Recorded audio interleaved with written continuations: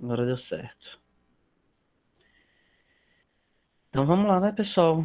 Começar aqui a nossa revisãozinha geral para a nossa próxima prova, que será a próxima aula, tá? Eu trouxe aqui alguns pontos que eu considero mais importantes, né? O objetivo dessa aula vai ser revisar os principais conceitos, os pontos mais importantes que eu trouxe são o azimuth, porque o azimuth não só é importante a gente entender ele como entender ele para aplicar ele na hora lá da poligonal, métodos de medição, vocês têm que entender para saber identificar cada um dos métodos e para poder saber quando utilizar cada um deles, erros de medição e erros de distâncias, taquiometria, a BNT 13.33, isso que vai estar bem relacionado aqui ao passo a passo da poligonal, tá? Porque a gente tem que saber olhar essa norma para poder aplicar ela no nosso passo a passo da poligonal. Então vamos lá. Opa, isso aqui está errado, não é alocação de obra. Começando, a gente tem que lembrar do azimuth, viu, pessoal? Se vocês tiverem alguma coisa, lembrando, vocês podem falar em algum momento, às vezes eu posso não escutar a mensagem no chat, tá? Então, o azimuth, a gente tem que lembrar que ele é o ângulo horizontal medido entre o alinhamento do norte, é sempre do norte, até o alinhamento que a gente está visando, né? Então, ele pode estar aqui no primeiro quadrante, já vindo aqui, né, do norte para esse primeiro alinhamento, como ele pode dar quase uma volta toda, né? Como a gente está vendo aqui, está aqui o alinhamento do norte, ele começou daqui e vai até a nossa visada, que é do D para o E, tá certo? É um ângulo que vai ser sempre medido no sentido horário, né? Variando de 0 a 360. Eu posso ter inclusive um azimuth aqui.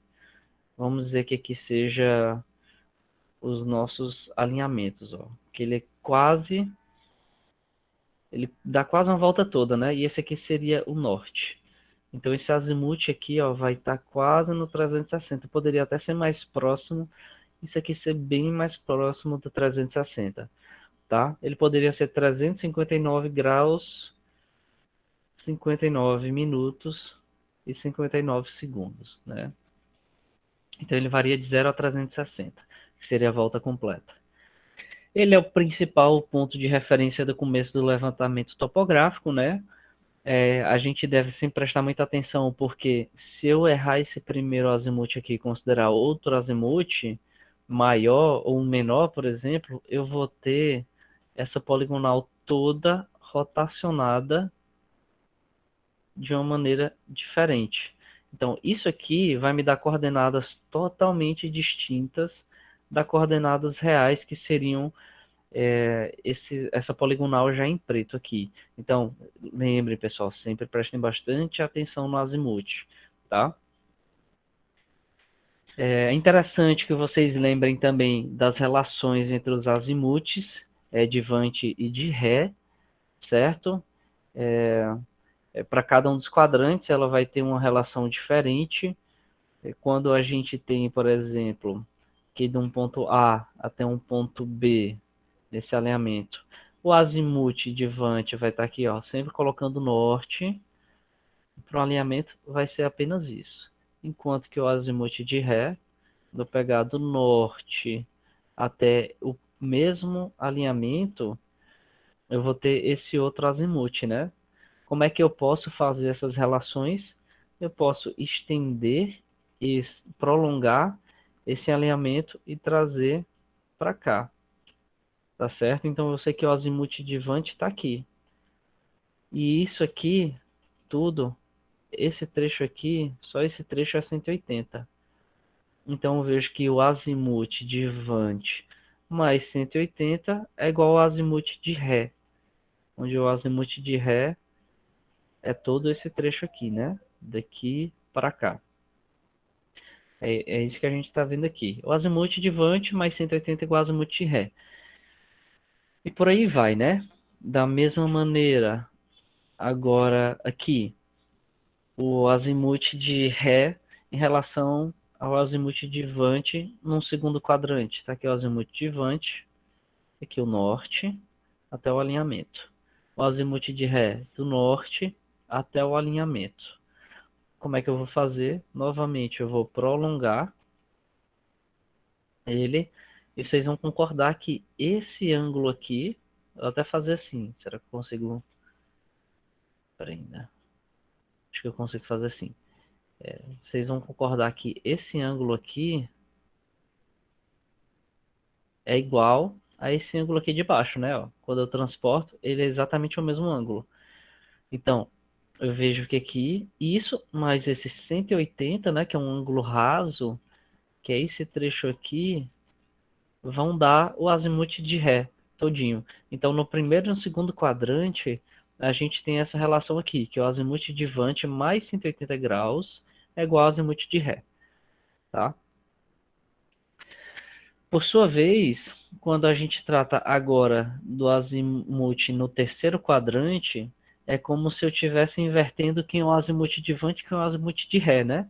Ou se a gente até olhar aqui, onde é que estava vante? Aqui. O ré, aqui. Esse valor todo. Agora, no caso, a gente tem o contrário. O azimuth de ré é esse menor e o de vante é esse da frente. Vou fazer sempre a mesma coisa. Vou estender, vou prolongar e vou trazer esse ângulo daqui para cá. E eu vejo então que o azimuth de ré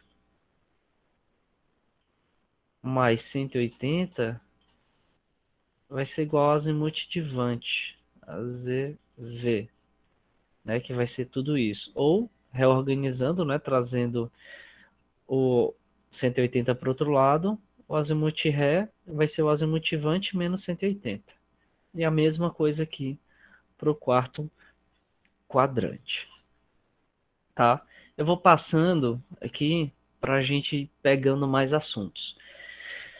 É importante também que vocês lembrem, em relação aos métodos de medição, quais são os métodos de medição que a gente pode ter de um poligonal, né?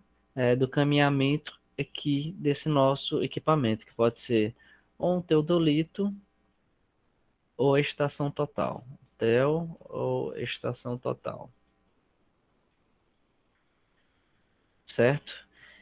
Os principais métodos para obtenção de ângulos e distâncias horizontais, então, são o método direto, o método das deflexões, o método da estação livre, o método da interseção e o método da bilateração.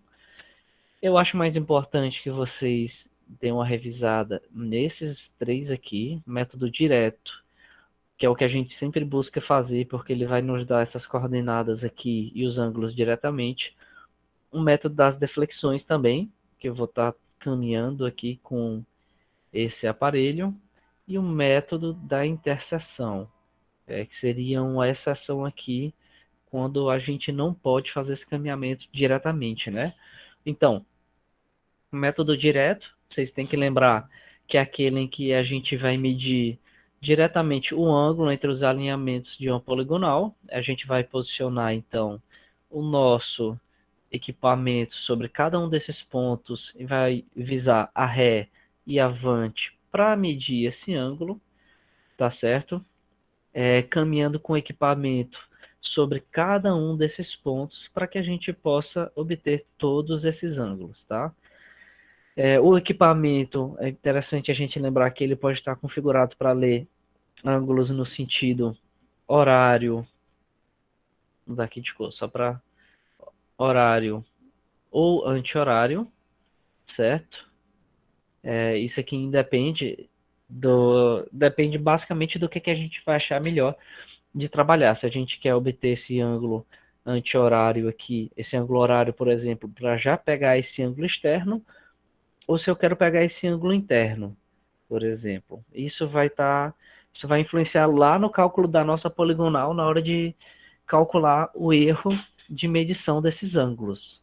Isso que a gente vai ver daqui a pouco, vai revisar daqui a pouco, tá? Então, a decisão se é sentido horário ou anti-horário é conveniência. O que é que eu acho melhor? O método das deflexões, ele é parecido com o método direto, porque Da mesma maneira, eu vou ter o equipamento caminhando por cada um desses pontos, só que nesse caso, ao invés de medir esse ângulo aqui interno ou externo, eu vou medir um ângulo entre o prolongamento do alinhamento anterior e esse ângulo e o alinhamento divante, tá? Isso facilita, por exemplo, para o cálculo dos ângulos externos, dos ângulos internos, tá? Porque eu acabo sabendo aqui já essa diferenciação. Eu sei, eu calculei já esse ângulo aqui, agora eu vou somar a esse mesmo ângulo que eu já tinha uma deflexão, já tenho esse outro ângulo e por aí vai, tá? Então, ele também é um método que a gente pode escolher utilizá-lo por uma conveniência do levantamento, se a gente achar que é mais interessante, ok? E é importante vocês lembrarem desse método da interseção. Por quê? Porque ele apresenta uma particularidade quando a gente não consegue, ó, não se consegue obter uma distância direta para determinado ponto, a gente pode fazer, então, utilizar desse método.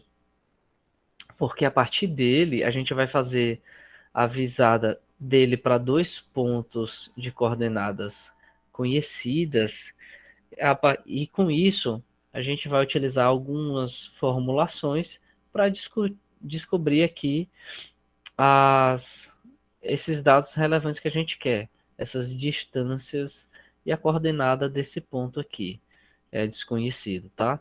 Então, por que que ele é interessante? Porque o método da interseção ele é utilizado quando não se consegue obter a distância direta para determinado ponto, tá? Então, foquem nisso, lembrem disso. Quanto aos erros de medição das distâncias, é bom que a gente lembre que nós temos os métodos diretos ou métodos indiretos, né? Os métodos diretos que vão estar relacionados à utilização de equipamentos diretamente, né? Percorrendo a linha com trenas, correntes de agrimensor, isso aqui que quase não é mais utilizado, mas trenas, por exemplo, ou métodos com aparelhos, tais como utilizando a taqueometria, tá certo? E os métodos indiretos vão usar relações trigonométricas para calcular essas distâncias, tá? E quais são os erros que nós podemos ter, então, medindo, principalmente quando a gente trata aqui desses métodos diretos? A gente pode ter um erro devido ao desvio vertical da baliza, que, vamos lá, como a gente viu na nossa aula sobre isso, se eu medir essa distância daqui para cá, vocês concordam que é diferente de eu medir essa distância real daqui para cá, né? Vou colocar esse ΔL aqui, nós vamos ter aqui um erro numa ponta e um erro em outra ponta, tá? Então, e a gente tem esse erro que ele pode ocorrer tanto quando eu estou usando um diastímetro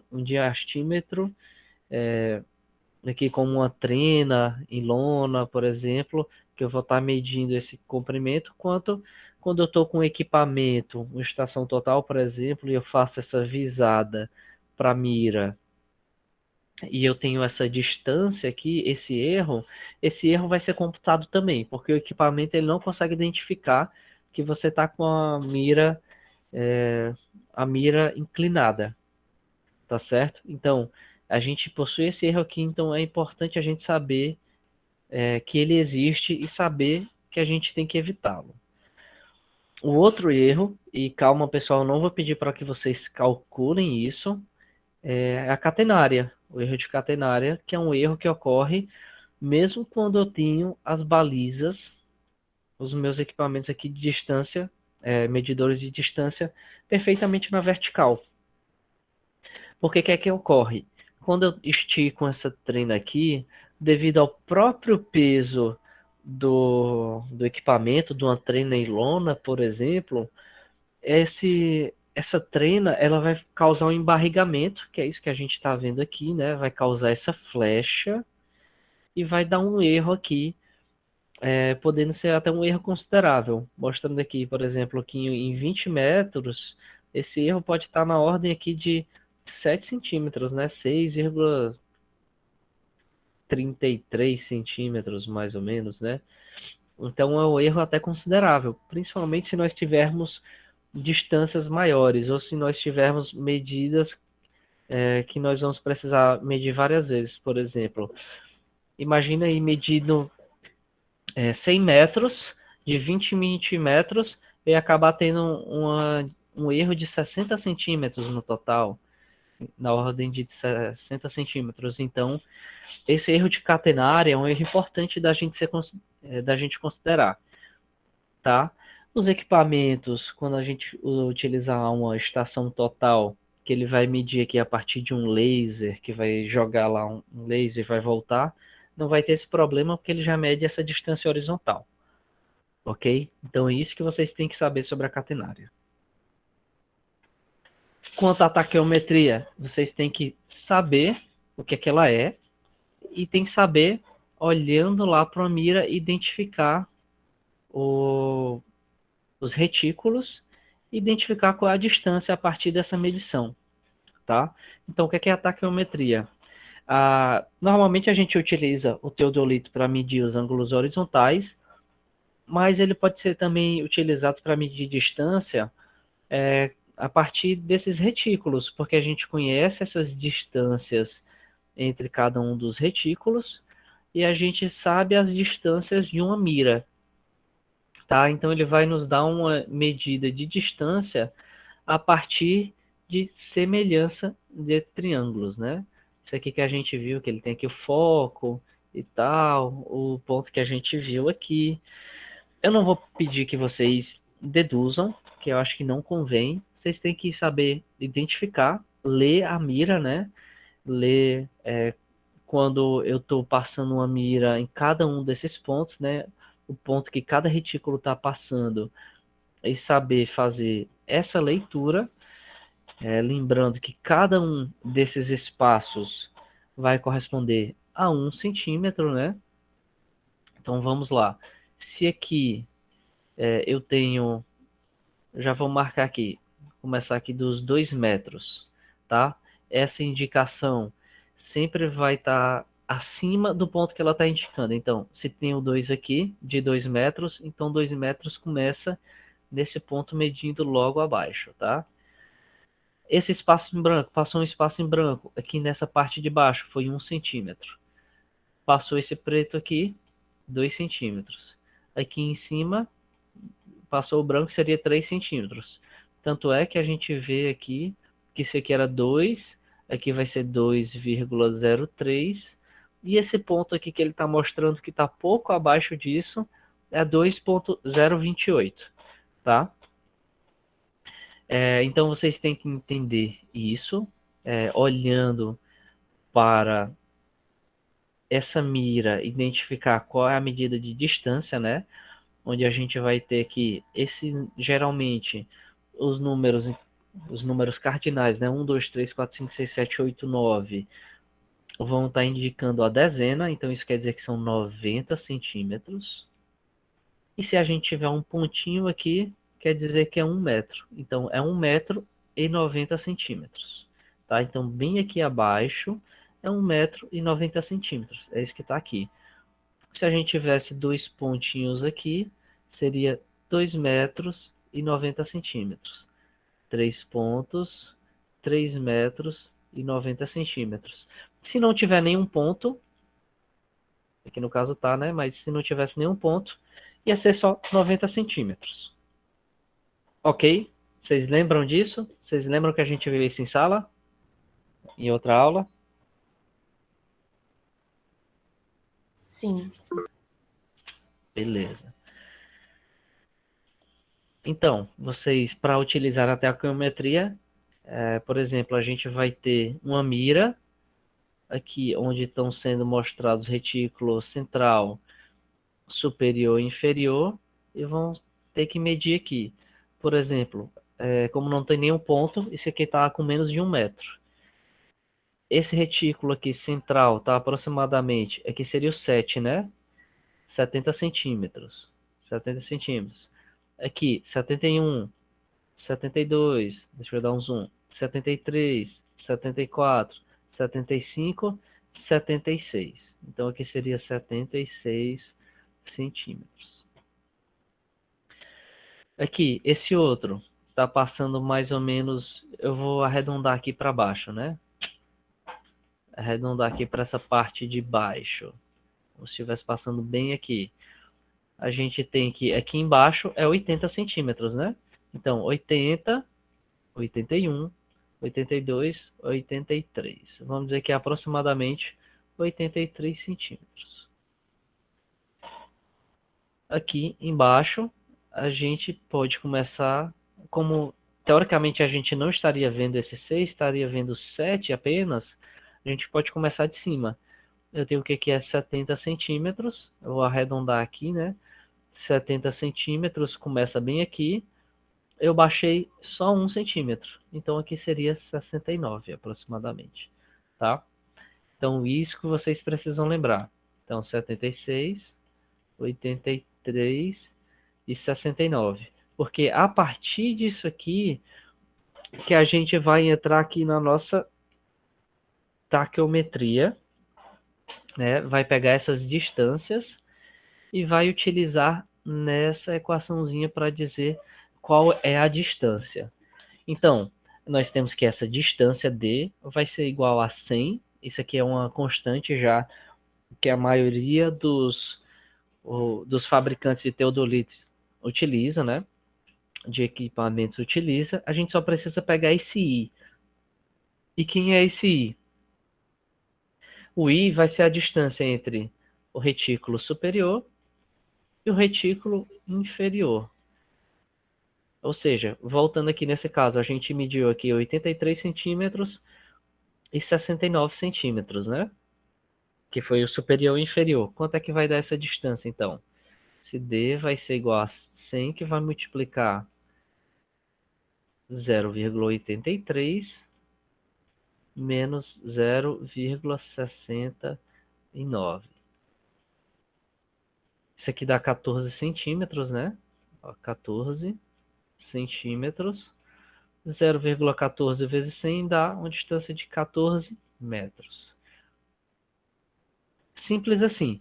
Então vocês têm que saber identificar os retículos, a medida em cada um desses retículos e saber aplicar nessa equaçãozinha aqui, que é bem simples. Só precisa saber essa distância entre o retículo superior e retículo inferior. Isso quando a visada é horizontal. Quando a visada é inclinada, o que é que vai alterar, então? A gente tem aqui o D, a nossa distância, o mesmo 100 e o mesmo I. O que vai mudar é esse ângulo de inclinação aqui, da luneta. A gente só tem que inclinar, se a gente tivesse inclinado, por exemplo, 60 graus o cosseno é 0,5, né? 0,5. Eu pegaria aqueles mesmos D vai ser igual a 100 vezes, que multiplica, né? Eu vou já colocar o 0,14 aqui, que é essa distância entre o retículo superior e o inferior, que multiplica o cosseno de alfa, o cosseno de 60 graus, que seria 0,5. Isso aqui a gente já viu que dá 14 metros. Quanto é 14 vezes 0,5, né? É a metade de 14, então dá 7 metros. Então, quando for inclinado, vocês têm que observar que, além desse 100 que multiplica a distância entre o retículo superior e inferior, nós temos que multiplicar por esse cosseno do ângulo de inclinação vertical da luneta.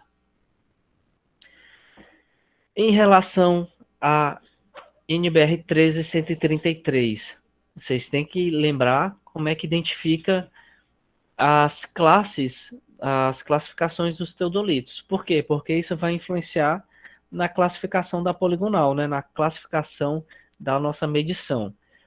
A gente tem os teodolitos de pressão baixa, média e alta, né? De acordo com o erro, o desvio padrão angular dele, né? 30 segundos, 7 segundos e 2 segundos. Isso vai influenciar, então, na classe do levantamento planimétrico, do plane altimétrico, né? No caso, e na sua representação, porque de acordo com esses erros, a gente vai ver que nós temos algumas distinções aqui quanto à escala do desenho, né? Levando em consideração esse erro, a equidistância das curvas de nível, as declividades do terreno, né? Então, quantidade mínima de pontos para serem medidos, ok? Além de que a gente tem que saber identificar também, a partir dessa NBR 1333, a classe da poligonal, tá? Como é que a gente vai saber a classe da poligonal? Vocês têm que lembrar que ela vai estar relacionado a, aqui alguns questionamentos, né? Ou, por exemplo, adensamento da rede geodésica, para que ela está sendo utilizada? Porque a depender da sua utilidade, se ela é uma utilidade que precisa de uma grande precisão, como a classe 1P, a gente vai ter requisitos diferentes. Enquanto que uma classe 5P, para levantamento topográfico para estudos expeditos, nós temos outras exigências que vão refletir nessa tabela 7. Essa tabela 7, que eu acho que não está aqui, mas enfim, ela vai influenciar nessas tabelas para que a gente saiba quais são os erros toleráveis para cada um dessas classes de poligonal. Assim como a partir de cada um dos tipos da poligonal, nós vamos ter erros diferentes. Então, para calcular esses erros toleráveis, no nosso fechamento da poligonal, a gente precisa saber qual a classe e qual o tipo da poligonal, tá? O tipo, ele vai estar relacionado ao fechamento dessa poligonal. Se ela é uma poligonal apoiada, fechada numa só direção e num só ponto, ou seja, uma poligonal fechadinha assim. Se ela é uma poligonal apoiada e fechada em direções e pontos distintos, com desenvolvimento curvo, por exemplo, ou uma poligonal assim aberta, né? Ou se é uma poligonal apoiada e fechada em pontos distintos com desenvolvimento retilíneo, tá?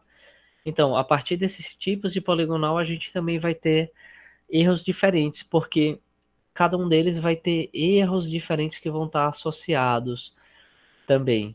Porque para um erro nessa poligonal do tipo 1, por exemplo, eu vou ter basicamente o erro angular, o erro de fechamento angular e o erro de fechamento linear, né, das distâncias.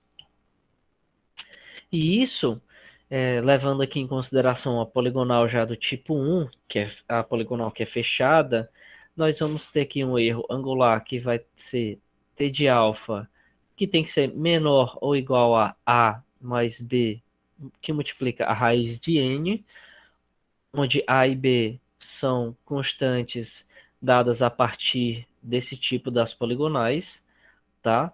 E n é o número de pontos da poligonal. Então, numa poligonal aqui, por exemplo, de 5 lados, com A, B, C, D, E, esse N que a gente vai considerar aqui vai ser 5. Se fosse um poligonal aqui retangular, 4 pontos, o N seria 4. E assim por diante. Esses pontos aqui a gente vai pegar a partir dessa tabela 10 aqui, tá? Mas antes, voltando, o erro relativo ao fechamento. Esse aqui foi o erro angular, tá? O erro relativo ao fechamento linear, ele vai ser dado por esse T de P sobre L, onde T de P vai ser calculado aqui a partir dessas duas constantes, C mais D, que multiplica o comprimento total da poligonal em quilômetros. Então, eu vou pegar todo esse comprimento que eu medi, tá certo? Eu medi uma poligonal com 2 quilômetros. Eu vou colocar 2 quilômetros aqui. É interessante vocês prestarem atenção que por mais que a gente entre em quilômetros aqui, a unidade do erro que a gente vai ter de tolerância vai ser a unidade desses parâmetros aqui, tá? Como a gente vai ver, vai ser dado em metros, tá? Por mais que eu entre aqui em quilômetros, o erro dado vai ser em metros. Ok? Se eu tiver 2 quilômetros, eu entro aqui com 2 quilômetros. Se eu tivesse 800 metros, total da poligonal, eu tenho que converter isso para quilômetros, né? Que é 0,8 quilômetros. E jogo aqui dentro dessa equação, tá? Então, esses parâmetros A, B, C e D, a gente vai pegar a partir dessa tabela 10, que está lá nessa NBR 13133, tá? A gente vai ver que para poligonais do tipo 1, que vai ser o que a gente costuma trabalhar, os parâmetros A e C são nulos, então a tolerância angular ela vai então passar a ser mais simples, apenas um B que multiplica a raiz de n. E a tolerância linear vai ser o D que multiplica a raiz de L em quilômetros. Certo? Então, a gente vai chegar nessa tabela 10 e na tabela 11, tá? Na tabela 10, a gente vai pegar aqui, ó, o A, e a partir dessas, a partir dela a gente vai olhar se a gente está pegando aqui uma alta precisão, se é uma precisão menor, de acordo com o tipo e a classificação da poligonal, a gente consegue ver aqui qual A que a gente vai utilizar. A gente consegue ver que todos eles são 0,4, na verdade, né? Então a gente basta colocar aqui o 0,4, mas confiram na norma para ver se não tem em alguma das outras linhas um valor diferente. O C vai ser 0, né? Para o nosso poligonal do tipo 1. O valor de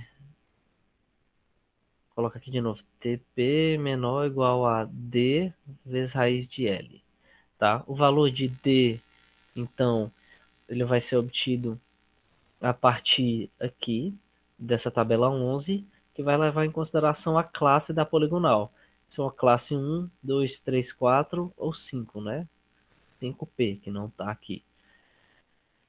Então, a partir disso, eu vou pegar, por exemplo, se eu tiver uma poligonal do tipo 2, eu vou ter que a minha tolerância vai ser o D, que é 0,3, que multiplica o perímetro dessa poligonal. Lembrando que isso aqui é em quilômetros. E como vocês podem ver, D é dado em metros. Ou seja, essa tolerância vai ser dada em metros, tá? Então, voltando, como eu já disse, repetindo, é que eu entro em quilômetros, mas o meu erro, a minha tolerância é dada em metros, tá? Então lembrem disso. E por fim, eu quero que vocês lembrem o passo a passo para resolver uma poligonal. Porque como eu já disse, vai cair uma poligonalzinha para vocês resolverem na hora da prova, tá? Essa é a única informação que eu vou dar com certeza. Então, vocês têm que lembrar que para que a gente faça o fechamento dessa poligonal... Teve alguma dúvida até agora? Nenhuma dúvida, né? Tá, eu vou continuando aqui essa revisão geral. Então, vocês têm que lembrar para a gente fazer o fechamento da poligonal, o que é que a gente precisa fazer? Esse passo a passo. E esse passo a passo nessa ordem, tá? A gente precisa primeiro determinar as coordenadas do ponto de partida. A gente vai ter o nosso ponto, né, em que a gente começou o levantamento, e a gente precisa ter alguma coordenada conhecida. Para isso, a gente precisa saber determinar essas coordenadas aqui. Então, eu vou dar essas coordenadas, né? Vocês vão determinar essas coordenadas aqui desse ponto, tá? Em seguida, a gente vai precisar saber a orientação da poligonal. Quer que vocês lembrem que a orientação da poligonal? Vamos passando cada um deles, né? Então, determinação da orientação da poligonal, depois vamos fazer o cálculo do erro de fechamento angular, porque como a gente viu, na hora que a gente mede em campo, a gente vai ter um determinado erro aqui no somatório desses ângulos, tá? Somatório desses ângulos aqui, eu estou medindo nesse sentido. Ele não vai fechar, dificilmente ele vai fechar o somatório ok. Então a gente vai ter que descobrir qual é esse erro, distribuir esse erro de fechamento angular. Como eu falei para vocês na aula, quando a gente faz isso, a gente pode dividir esse erro angular entre todos os vértices, ou então, se for um erro muito pequeno, eu posso pegar os alinhamentos de menor dimensão e jogar esse erro só lá. Tá certo? Se vocês não tiverem tanta segurança para fazer isso apenas nesses dois, ou esses um, dois que vocês virem que tem uma menor distância, distribuam esses erros, tá? Distribuam para todos esses ângulos. Ou seja, se eu tivesse um erro de 30 segundos, por exemplo, e eu tenho 5 vértices, eu vou distribuir 6 segundos para cada um deles, né? Se isso for positivo, se o erro calculado for de 30 segundos a mais, eu vou ter que tirar 6 segundos de cada um desses ângulos. Se fosse 30 segundos negativos, ou seja, faltou 30 segundos para eu fechar essa poligonal, se eu dividir por 5, eu vou ter que somar esses 6 segundos a mais em cada um desses vértices para fechar a poligonal, tá? Só depois que eu fiz esse erro de fechamento, eu vou calcular os azimuths corrigidos. Então, o azimuth do primeiro alinhamento a gente sempre considera que está certo, tá? Então a gente vai corrigir os demais azimuths, né? Considerando, na verdade, corrigir não, calcular eles a partir desses ângulos corrigidos. Com isso, eu posso calcular as coordenadas parciais e novamente a gente vai ver aqui que como a gente fez a medida em campo, vai ter um erro aqui.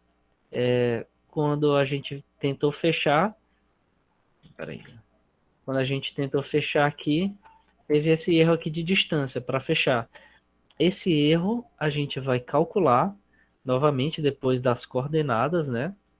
Vai distribuir ele proporcionalmente a cada um desses lados, para que no final das contas essa poligonal feche, né? Então calculou as coordenadas, calculou o erro, distribuiu ele calculando as coordenadas corrigidas, tá? Então, cada um desses passos aqui determinou as coordenadas do ponto de partida, né? Que pode ser dado a partir de um marco geográfico. Eu posso dar para vocês as coordenadas já em GPS. Eu posso dar para vocês calcularem de alguma maneira. Aí vai depender, então. Mas vocês vão precisar conhecer essas coordenadas do ponto de partida. Em seguida, vocês precisam saber também a orientação da poligonal. Então, eu posso dar para vocês, por exemplo, 2 pontos aqui, falar que eu medi um ângulo e perguntar que dá, por exemplo, qual seria esse azimuth, tá? Então, a orientação seria o azimuth. Eu posso dar, por exemplo, o azimuth direto para vocês. Eu posso dar alguma relação entre azimuth e um azimuth ré, ou qualquer outra relação para que vocês encontrem esse azimuth inicial para tomar como base o início desse levantamento.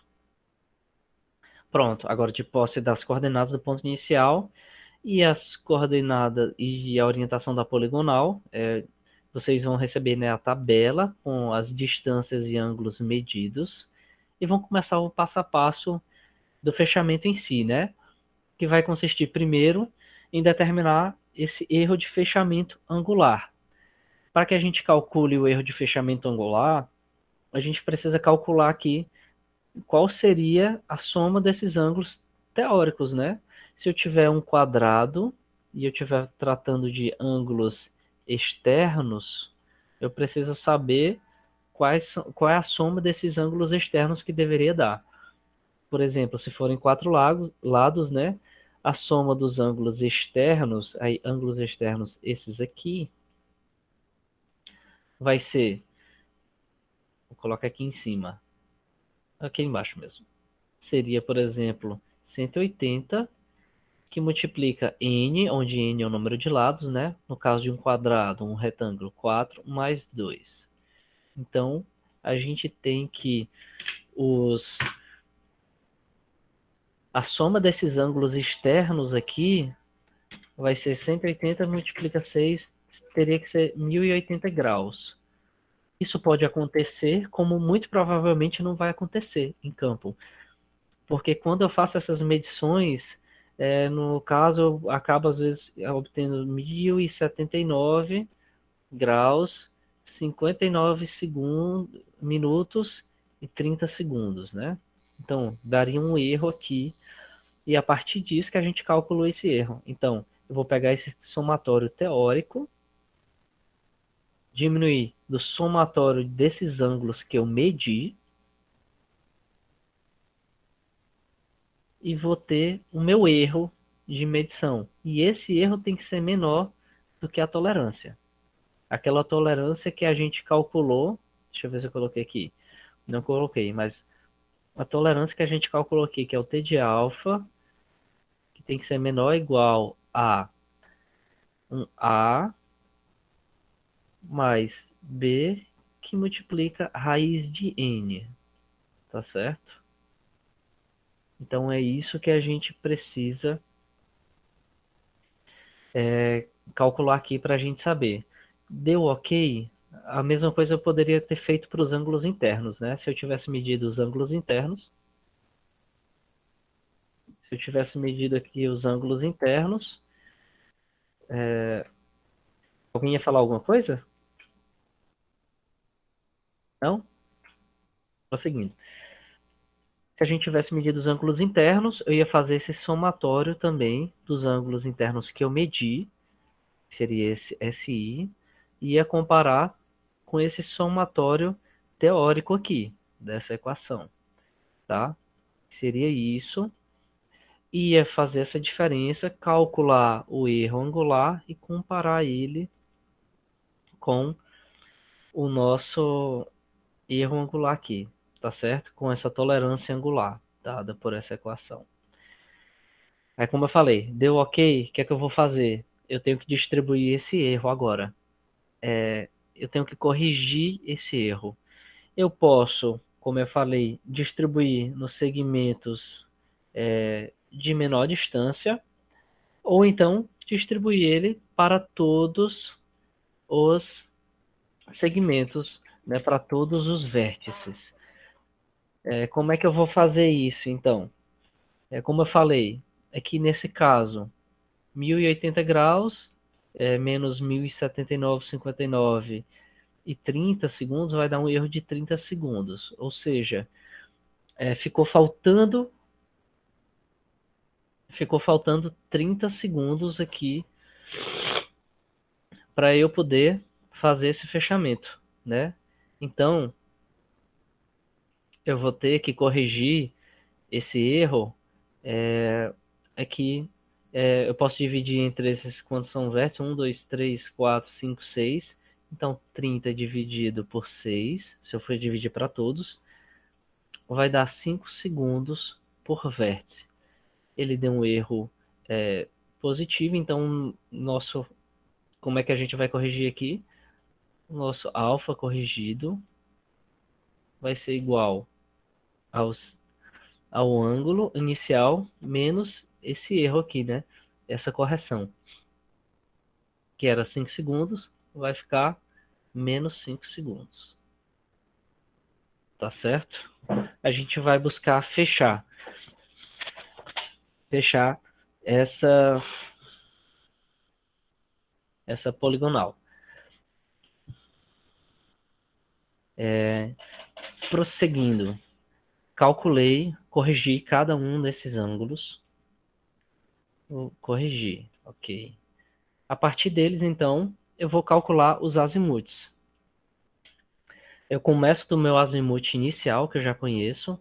Vamos dizer que seja esse azimuth BC, ou azimuth AB, por exemplo. Azimuth AB. Para eu calcular esse azimuth BC, levando em consideração os ângulos externos, eu vou utilizar essa equação aqui, tá? Então, o azimuth BC, que eu não conheço, vai ser igual ao azimuth anterior, que é o azimuth AB, que eu conheço, tá? Mais o ângulo externo que eu medi aqui, é o ângulo externo medido aqui em B, então alfa B,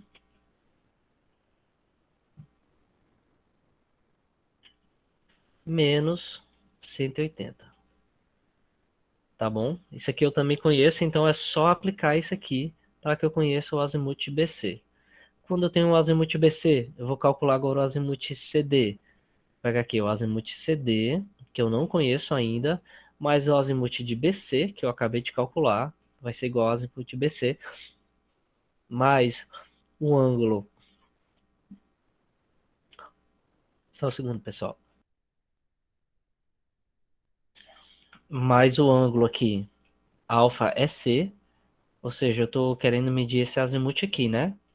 Eu medi, então, esse ângulo externo é C, tá? O ângulo externo, que seria um ângulo externo C, né? Que eu também já conheço, porque eu medi ele durante o meu levantamento e subtrair 180. Ou seja, eu vou repetir isso até calcular todos os azimuths. Por quê?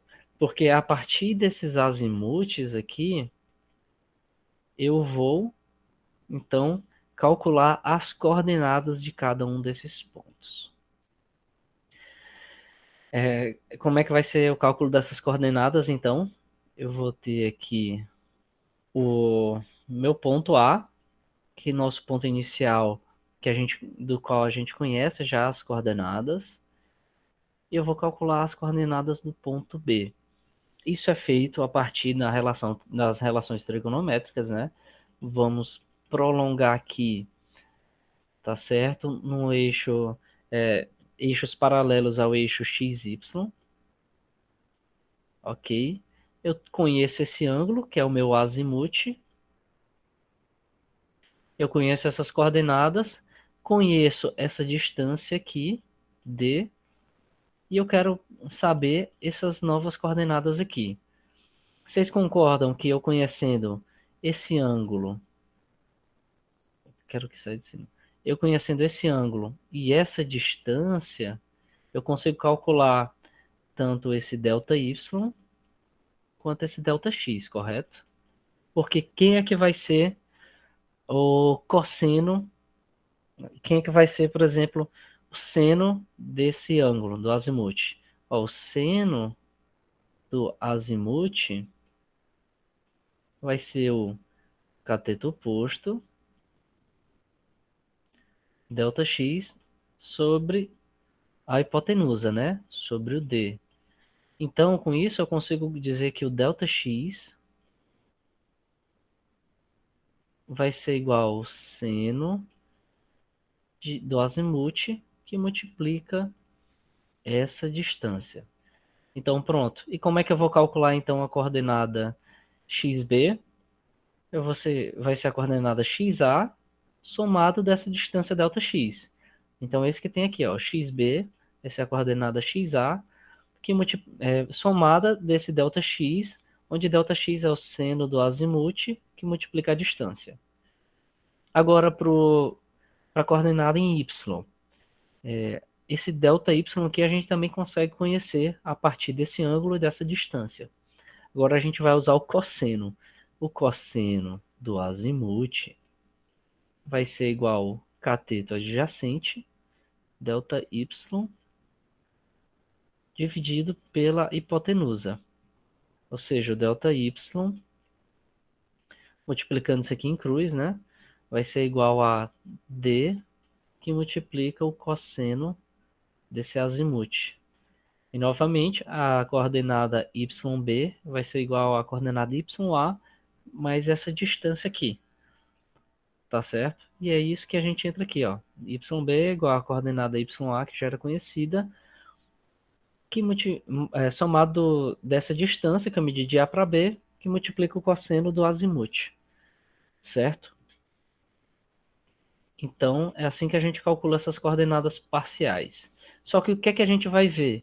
A gente vai calculando para cada um desses pontos, e no final, quando eu pegar esse último azimuth e jogar aqui para calcular novamente essas coordenadas do A, x a' e o y a', isso não vai bater. Vai ter um erro aqui entre essas coordenadas.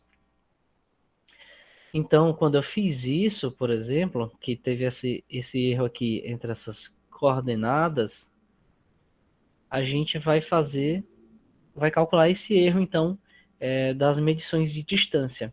E esse erro vai ser, o erro em x vai ser a coordenada que eu calculei menos a coordenada teórica, né, a coordenada real que eu conheço, e o erro em y vai ser essa coordenada que eu calculei em y menos a coordenada que eu já conheço, que a gente já pegou no começo do nosso levantamento lá, tá? E para comparar então a tolerância, eu vou ter que usar essa equação aqui, que esse erro de fechamento linear vai ser igual à raiz da soma dos quadrados desses erros, né? É x ao quadrado mais é y ao quadrado. Isso tem que ser menor do que aquele tolerância linear, que TP tem que ser menor ou igual, né? A C mais D, que multiplica a raiz do perímetro aqui dessa poligonal em quilômetros. Mas lembrando, o resultado desse TP vai ser em metros. Ok. Então peguei, achei esse erro, tá tolerável. Ok. Agora eu vou ter que calcular, então distribuir esses erros em x e em y nessas distâncias em cada um desses alinhamentos. Aqui agora a gente já não tem a opção de distribuir só no menor alinhamento, por exemplo. A gente vai substituir em todos para que a gente calcule então as coordenadas corrigidas. E como é que isso vai ser feito? Essa correção vai ser dada proporcionalmente aqui ao erro, à distância do lado, essa distância medida em relação ao perímetro da poligonal, né? O somatório de D, que é o mesmo que a L que a gente usa aqui na hora do cálculo da tolerância. Então, isso vai entrar para calcular a nossa fórmula aqui, vai ser a coordenada corrigida, vai ser a coordenada do ponto anterior, que vai ser somada dessa distância que eu medi,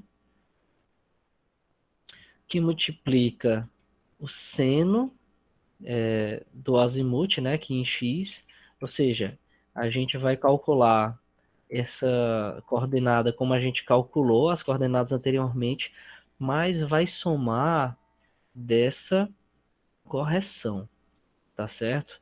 A gente tem que lembrar que eu tenho que fazer isso de ponto a ponto, porque depois que eu corrigir as coordenadas do ponto B, na hora que eu for calcular agora as coordenadas do ponto C, eu não vou pegar aquelas coordenadas parciais que eu calculei previamente.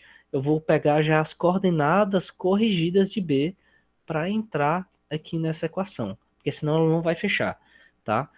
Então, no caso, eu pegaria aqui as coordenadas corrigidas, aqui no caso para C, coordenadas corrigidas de B, e multiplica essa distância do B para C, BC, distância BC, o azimuth que multiplica esse azimuth aqui, né? Que é assim que a gente fez esse azimuth aqui, na verdade.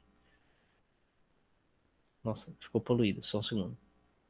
Que vai multiplicar esse azimuth aqui desse alinhamento, né?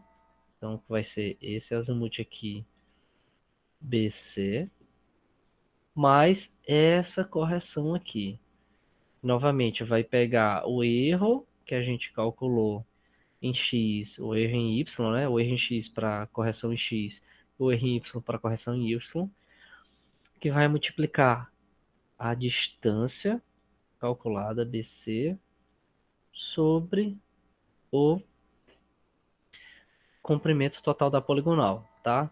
Lembrando que sempre para o novo ponto nós vamos pegar a coordenada corrigida do ponto anterior. E a mesma coisa a gente vai fazer para o y, só que ao invés do EX vai usar o EY, mas a distância vai ser a mesma. Essa distância é a mesma, né? Porque está relacionado só à distância medida. E o comprimento total da poligonal vai ser a mesma coisa. Ok. Dúvidas, pessoal? Eita, o pessoal já fez foi mandar os nomes aí, sair. Tudo bem, pessoal. Se vocês não tiverem dúvida, podem mandar o nome e sair, viu? Mais dúvidas? Nenhuma. Só entregando as mãos de Deus mesmo. Não, mas gente, vai dar certo, tá? Só façam com calma, tá? Eu recomendo que na hora de fazer isso aqui, vocês confiram, tá? Ou façam uma planilhazinha no Excel. Vocês devem ter feito já, né?